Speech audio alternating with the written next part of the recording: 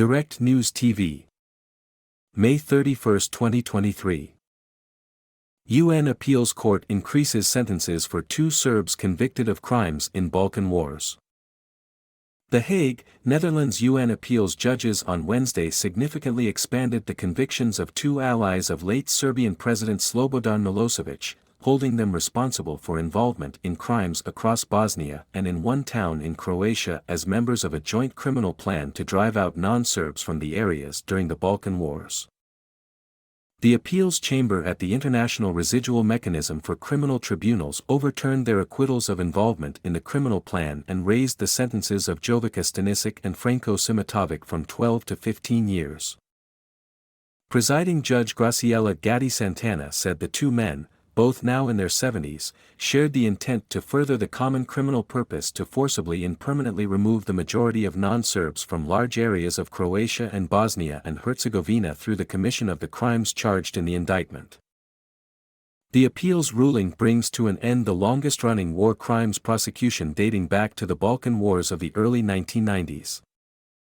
Milosevic was put on trial for his alleged involvement in fomenting the bloody conflicts that erupted as Yugoslavia crumbled, but he died in his cell in 2006 before verdicts could be reached.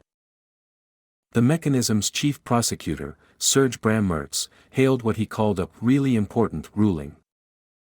"This is the only decision we have with officials from Belgrade convicted as part of the joint criminal enterprise," he said. Stanisic was in court for the hearing, while Simatovic watched by video link from a UN detention unit.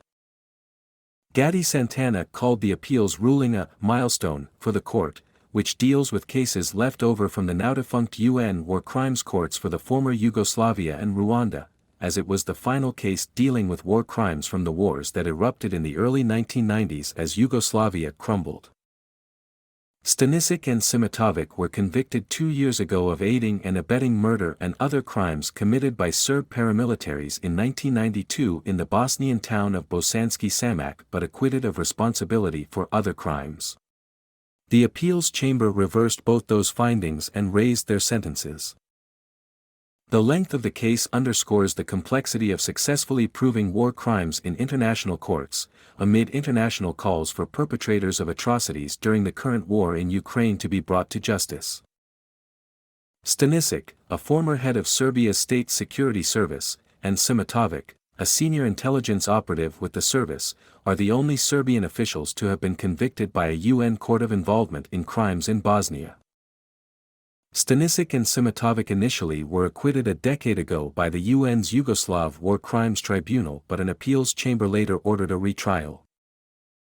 Brammertz said that war crimes trials would continue in the Balkans as many victims and survivors still await justice. "For us, it was the last case," Brammertz told reporters.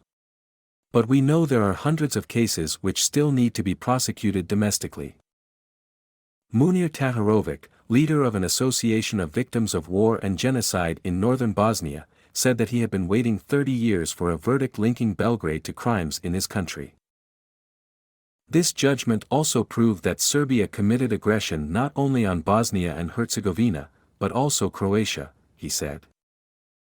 Rights group Amnesty International's Europe researcher, Jelena Caesar, said the ruling leaves no doubt about the involvement of Serbia's police and security services in the wartime atrocities in Bosnia and Herzegovina, which is something that Serbia's authorities continue to deny to this day.